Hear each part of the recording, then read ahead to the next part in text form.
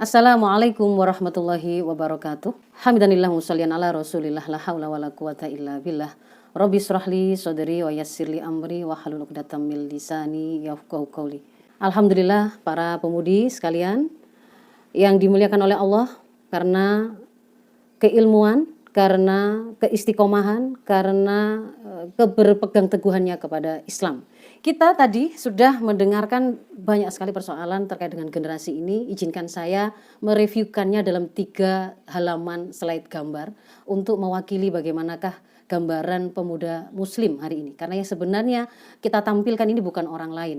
Kita adalah umat terbesar di negeri ini, maka sebenarnya ketika kita melihat fenomena para pemuda yang bermasalah itu sebenarnya adalah cerminan dari para pemuda kita. Slide pertama ini untuk mewakili sebuah gambaran profil yang mungkin mereka sendiri mengatakan tidak merugikan orang lain.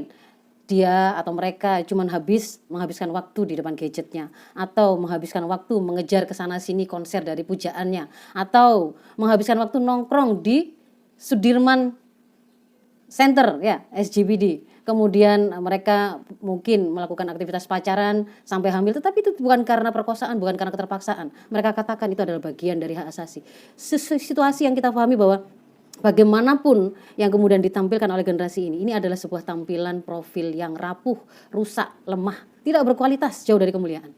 Slide yang kedua untuk mewakili ternyata para pemuda kita. Tidak hanya menjadi orang-orang yang lemah, yang rapuh, yang mudah galau, mudah mengalami mental illness, tetapi mereka ternyata juga menjadi para pelaku dan penebar kerusakan. Fenomena Keliti di Jogja, jambret lintas provinsi di Palembang, ataupun kemudian tawuran di beberapa kota-kota. Ini adalah bagian dari profil pemuda kita yang tidak hanya kemudian merusak diri mereka, tetapi juga membuat masalah di tengah-tengah masyarakat mereka.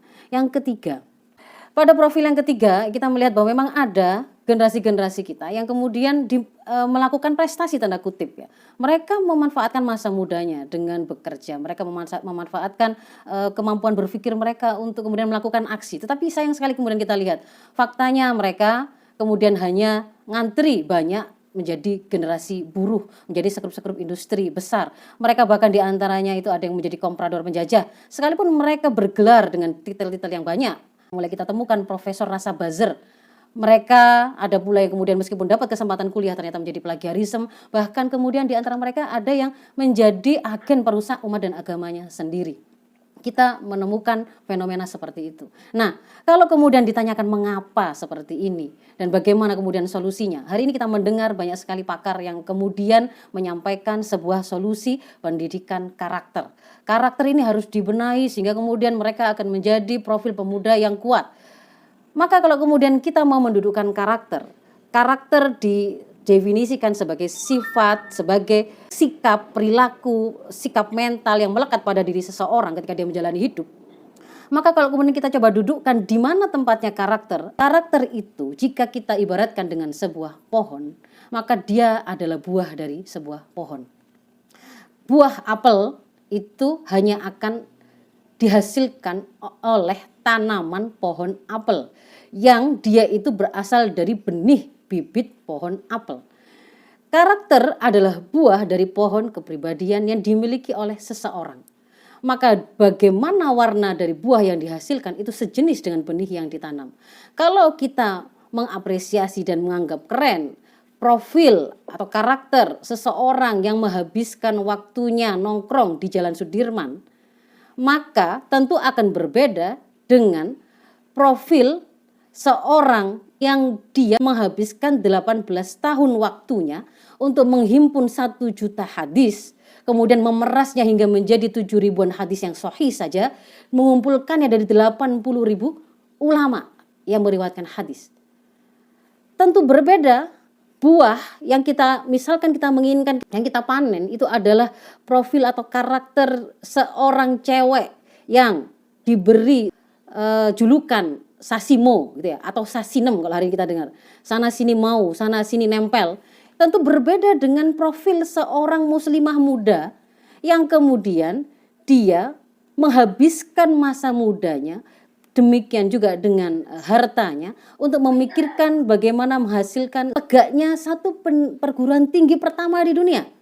profil apa yang mau kita panen, buah apa yang mau kita panen, maka itu menentukan benih apa yang harus kita tanam.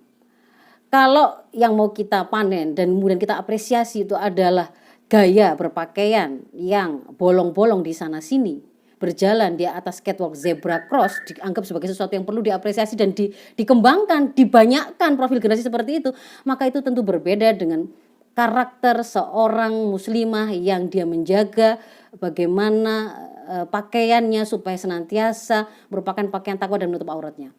Maka saya langsung beralih kepada bagi seorang muslim, bagi seorang pemuda muslim, karakter yang harusnya muncul dari dirinya itu adalah kumpulan sikap dan sifat-sifat yang memang diperintahkan oleh Islam untuk menghiasi dirinya.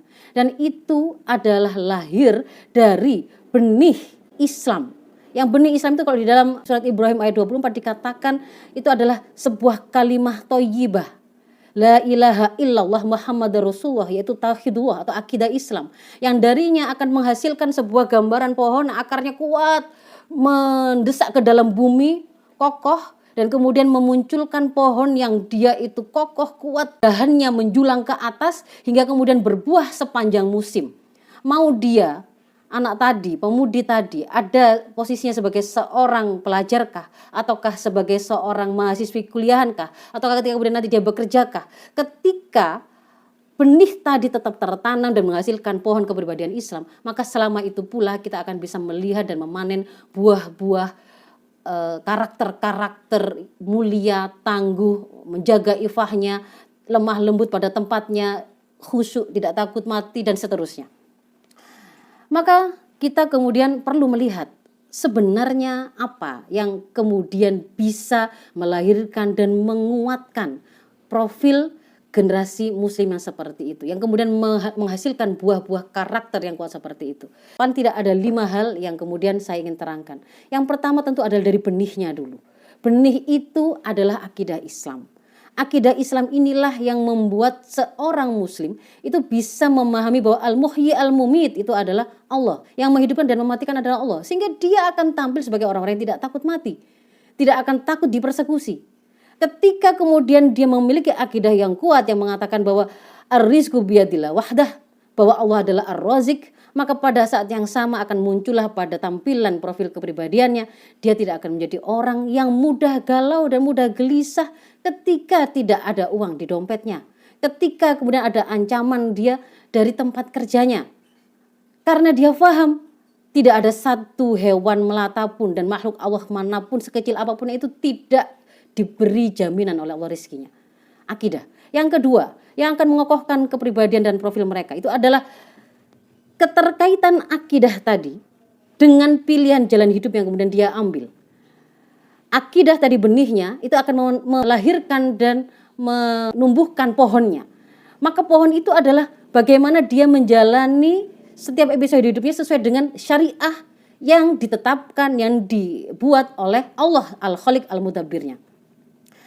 Yang ketiga, akan semakin kokoh dia, tidak akan kesasar ke sana sini, tidak akan tersesat ke sana sini kalau kemudian semakin dia melengkapi dirinya dengan kelengkapan sakofah Islam, hukum-hukum Islam, pemahaman-pemahaman Islam yang dia butuhkan, ditambah dengan kondisi nafsiyah yang senantiasa terkoneksi dengan Tuhannya, taqarrub ilallah, idroksilah bilahnya di situ kuat. Yang keempat, pohon ini akan tumbuh subur tanpa ada yang merusak kalau dia tinggal, dia hidup di tengah-tengah tanah, udara, air yang tidak ada polusinya. Ini adalah masyarakat yang kondusif untuk tumbuh kembangnya pribadi-pribadi kuat ini. Dan yang kelima, itu adalah keberadaan negara yang dia berkarakter ra'in, memelihara urusan rakyatnya termasuk para pemuda dan anak-anak, dan juga junnah sebagai tameng yang akan melindungi seluruh warga negara dari kerusakan. Sayangnya hari ini akhwati fillah, adik-adik sekalian, para pemudi muslim yang dimuliakan Allah, hari ini segala hal yang akan membantu mengokohkan profil generasi Islam sedang diserang dan dilemahkan secara habis-habisan. Akidah yang kuat tadi berusaha dilemahkan dengan ide-ide sinkretisme yang menyamakan seluruh agama. Semua agama sama, semua agama benar, tidak boleh ada klaim kebenaran, dimoderatkan. Kalau kemudian ada yang menganggap bahwa hanya agama saya yang benar sebagaimana dia meyakini inna dina indallahil Islam, maka dia dikatakan intoleran. Di sini menjadi awal rapuhnya bangunan pohon kepribadian seorang pemuda muslim tadi. Ditambah dengan yang kedua, keterikatan dia kepada syariah untuk mengikat amal-amalnya itu berusaha diputus dengan serangan apa? Serangan sekularisasi. Ide-ide sekularisme yang berusaha menjadikan Anda boleh beragama apapun, tapi ketika bicara melaksanakan kehidupan, gak usah bawa-bawa agama. Glorifikasi kebebasan hak asasi manusia, menjadikan akidah terpisah dari syariah, itu adalah serangan di level kedua ini. Lalu yang ketiga, kelengkapan sakofah yang sebenarnya itu dibutuhkan oleh pemuda kita itu untuk berjalan dengan lurus, tidak jatuh kepada bahaya dan jurang kesesatan, itu kemudian justru diserang habis-habisan. Demonsterisasi. Setiap generasi yang mau mendekat, terlihat dekat pada syariah dibully, distigmatisasi, dicap radikal. Syariahnya sendiri diserang, diinterpretasi ulang, direkontekstualisasi, sebenarnya itu akhirnya menjadikan syariah itu hilang aslinya, bukan lagi syariah.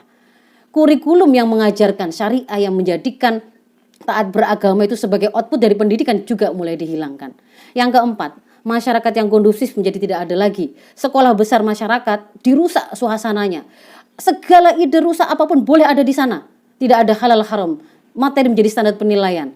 Sehingga kemudian generasi ini belajar rusak dari sana. Kita tahu bukan dari sekolah anak-anak kita belajar bagaimana tips menjadi orang yang sukses melakukan friends with benefits ya, melakukan zina kesana sini tanpa ada perasaan. Itu mereka dapatkan dari apa yang ditampilkan di tengah masyarakat, di TikTok, di konten-konten sosmed dan seterusnya. Yang kelima, negara yang dia sebenarnya sangat dibutuhkan oleh umat ini, oleh para pemuda untuk melindungi mereka, menghebatkan profil mereka, yaitu negara khilafah penerap syariah kafah, dimonsterisasi, dikriminalisasi dan berusaha dijauhkan dari umat dan benak umat. Tidak cukup dengan itu, seluruh pihak pelaku pendidikan generasi yang punya tanggung jawab untuk melahirkan generasi ini diawali dari rumah, yaitu keluarga muslim yang kuat, yang tangguh, lalu diikuti dengan pendidikan formal dengan struktur kurikulum yang sesuai dengan pendidikan yang dilakukan oleh keluarga muslim tadi, lalu diikuti dengan masyarakat sebagai tempat sekolah besar dari para generasi kita, hingga negara, semuanya dibuat tidak berfungsi, semuanya dibuat tidak bisa melakukan tugasnya. Mereka diserang dengan serangan yang juga habis-habisan. Saya sampaikan di sini secara singkat.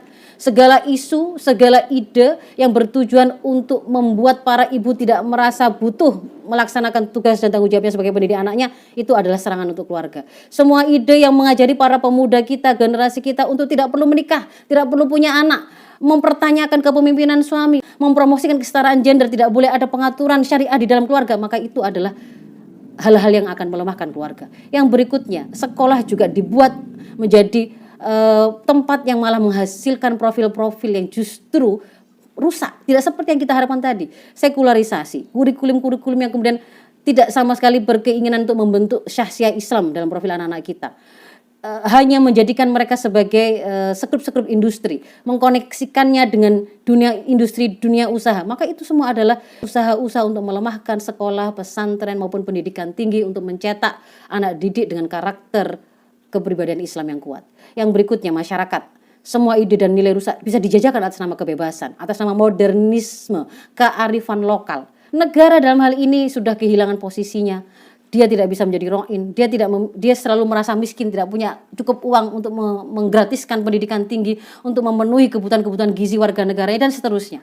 Ada jeratan-jeratan peraturan-peraturan internasional yang tidak bisa dia lepaskan. Dia tidak mandiri. Dia bukan negara yang memiliki sendiri bagaimana visi dan misi yang hendak dia realisir kepada generasi atau pemudanya ke depan. Maka saya ingin menunjukkan kalau sudah seperti itu, sebenarnya apa yang kita saksikan dari 3 slide pertama yang saya sampaikan untuk mereview profil generasi muda muslim hari ini adalah karena kita mencampakkan sistem Islam kafah, dan kemudian kita malah dengan senang hati mengambil sekularisme kapitalisme, bahkan kita dipimpin oleh sekularisme kapitalisme tersebut. Apa yang kemudian dianggap mulia, apa yang dianggap modern, apa yang dianggap benar, terpuji, tercela, kita mengikuti saja. Para pemuda kita dibajak untuk mensukseskan kesejahteraan ala mereka, bukan dengan konsep yang kita punya. Sehingga kita meyakini, kita paham tidak ada jalan lain. Terciptanya profil generasi muslim yang mulia dan tangguh membutuhkan penerapan Islam kafah, membutuhkan berfungsinya seluruh pelaku pendidikan generasi secara harmonis, secara sinergis, dan itu merupakan tugas kita untuk mewujudkannya. Assalamualaikum warahmatullahi wabarakatuh.